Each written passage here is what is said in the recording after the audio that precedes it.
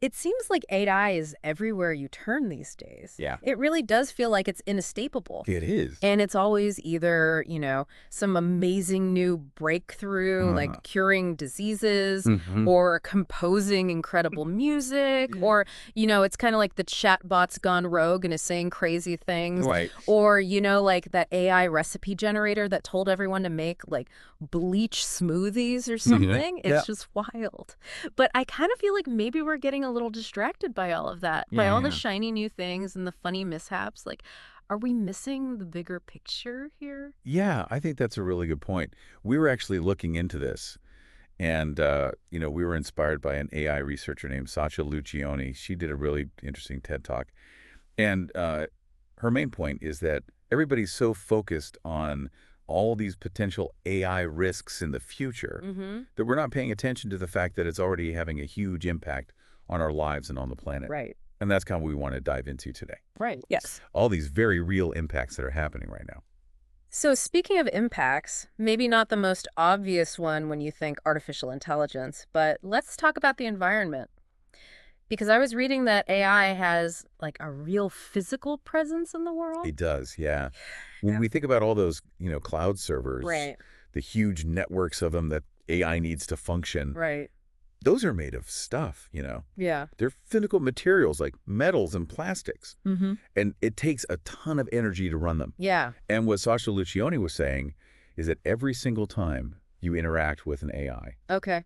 every time you ask it a question, generate an image, anything like that, Right. there's an environmental cost to that. So there's a real physical footprint to every AI interaction that we're having. Absolutely. Huh. That's, it's so easy to just think of AI as this sort of digital ethereal thing. Right. But to really ground that idea, you were telling me about the Big Science Initiative. Yeah. And about this language model called Bloom. So this was a really interesting initiative. It's a big collaboration with researchers all over the world. Okay.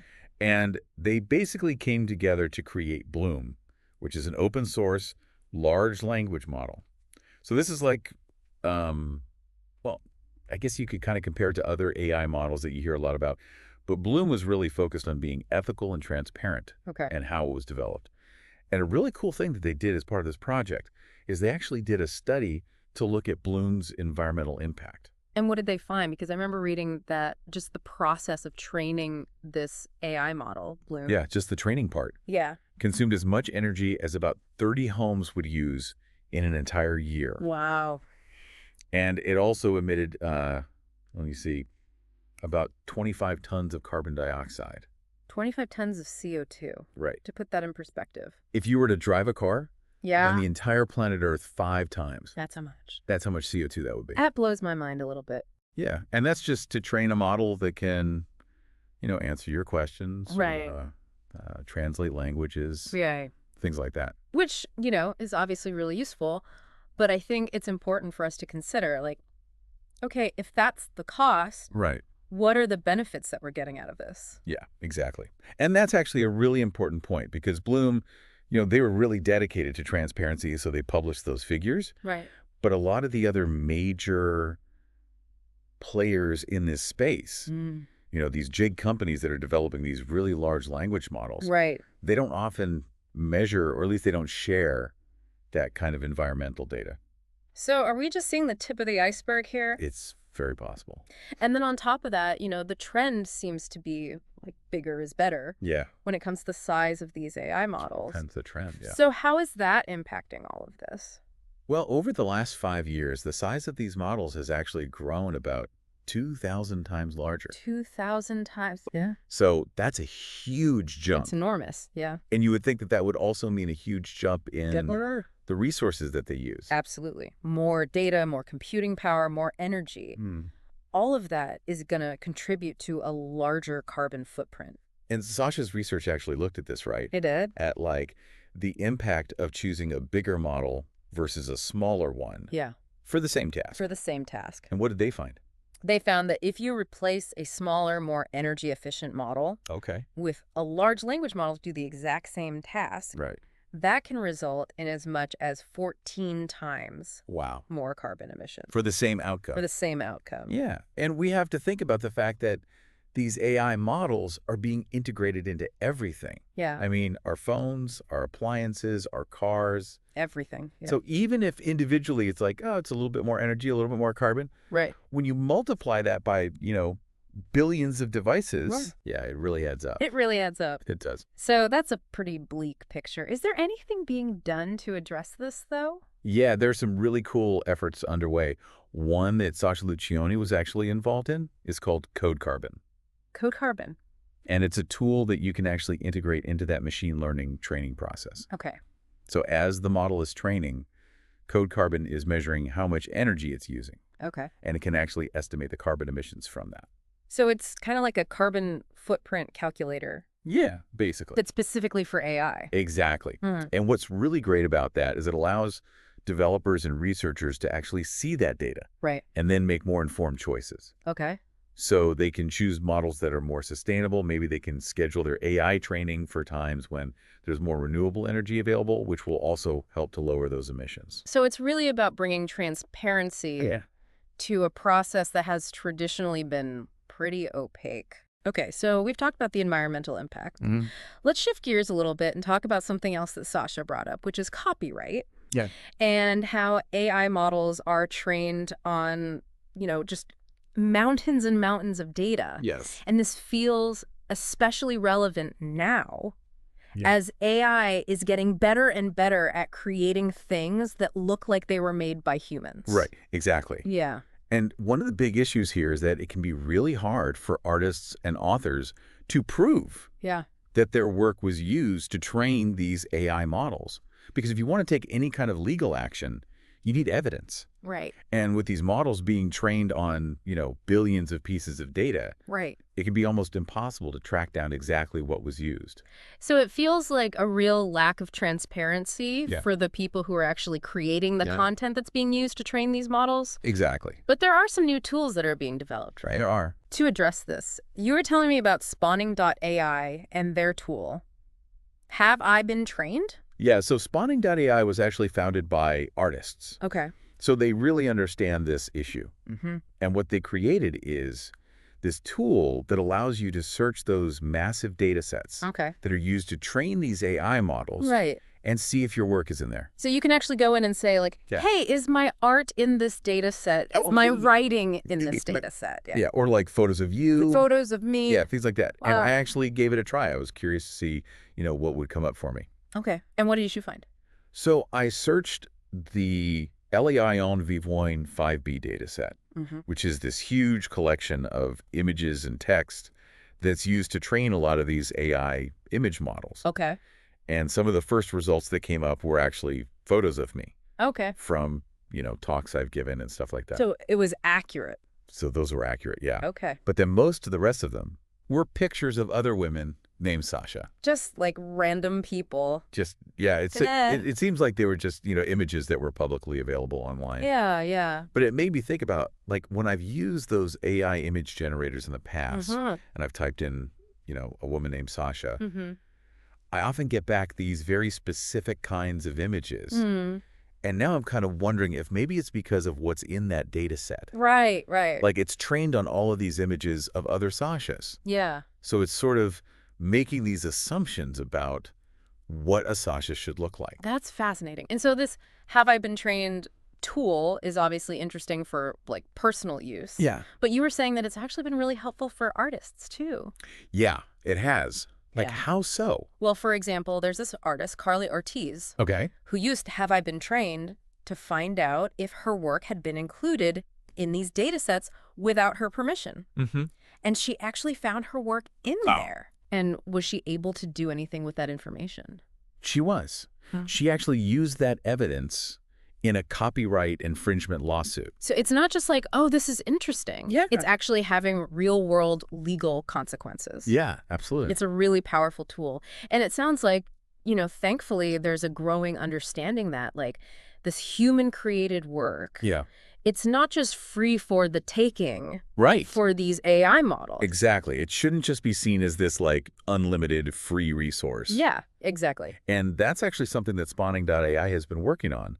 they partnered with Hugging Face, which is where Sasha Luccioni works. Okay. And they're developing ways to let creators actually choose whether they want their data to be included That's great. in these data sets or not. So there are opt-in, opt-out mechanisms. Yeah, exactly. So it's giving that control back to the creators. That's huge. That's a big step in the right direction, I think. It is, yeah. Yeah. Okay, so another really important area when we talk about AI is the data that it's actually learning from. Yeah. Right.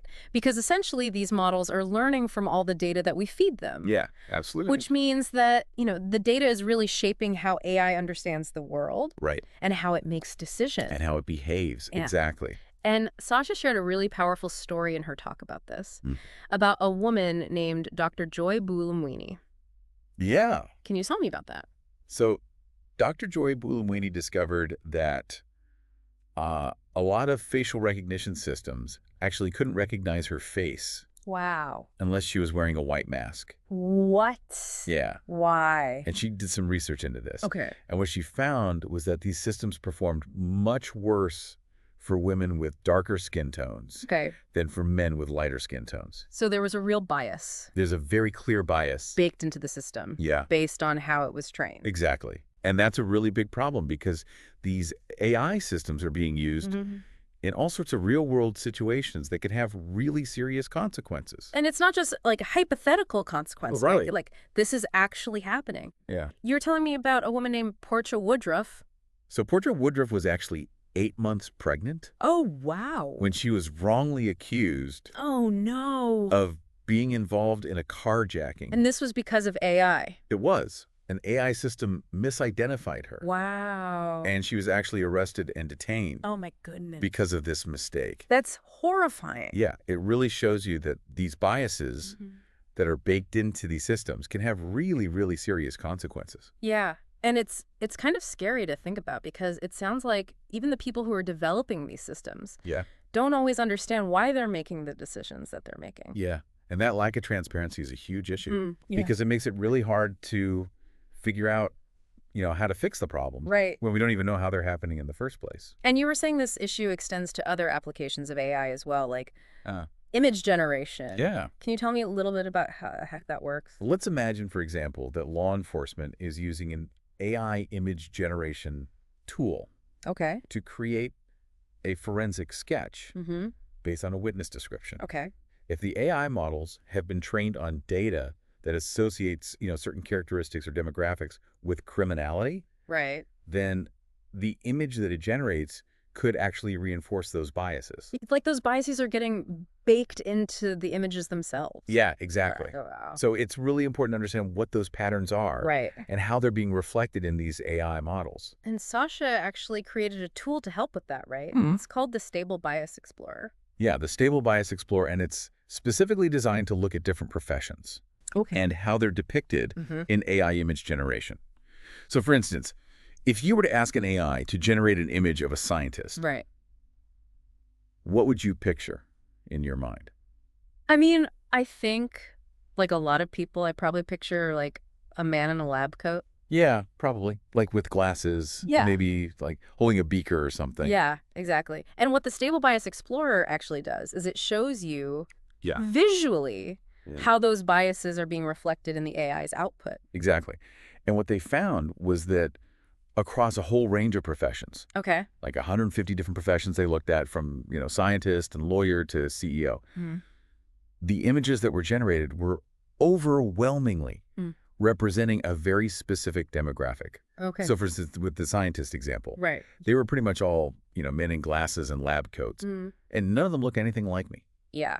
And, the power of that, of actually seeing it visualized, I think is really important. Yeah. Because it takes it out of the abstract. Exactly. And makes it really clear what these patterns are. It makes it very real. Yeah. And this tool is actually so powerful that Sasha actually presented it at a UN event. Oh, wow. To demonstrate, how AI can actually be used to help people understand these complex issues. So it's really about raising awareness and making sure that as AI becomes more and more ingrained in our lives, that we have ways to actually see Exactly. how it's functioning. Especially since it's being used in such important systems like, our legal systems, our economic systems, our communication systems.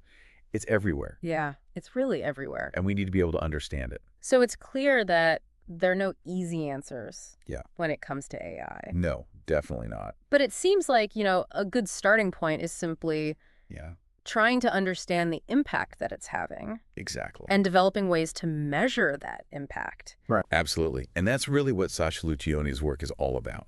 It's about understanding the environmental costs, the implications for copyright, and how those biases can be encoded into AI models so that we can start to think about, okay, what are some solutions here? Right. What are some ways that we can mitigate these negative impacts?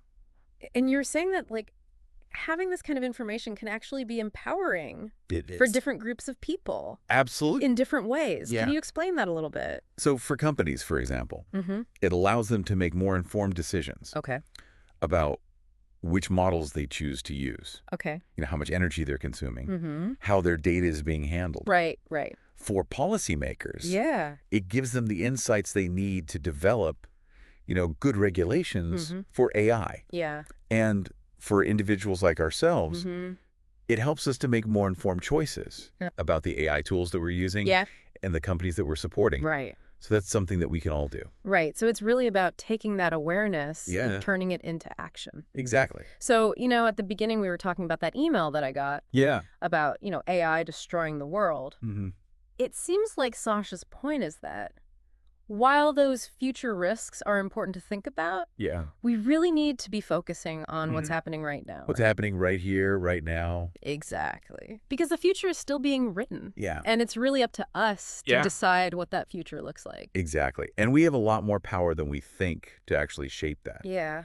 So for everyone listening, I want you to think about, what role do you want to play in shaping the future of AI? Yeah. How can you use your voice, your choices, to encourage greater transparency and accountability in how AI is being developed and used? Yeah, those are the big questions. Think about, what resonated with you most out of everything that we talked about today. Yeah. And how you can use that information to make a difference. Absolutely. So that's it for today's deep dive. Thanks for listening.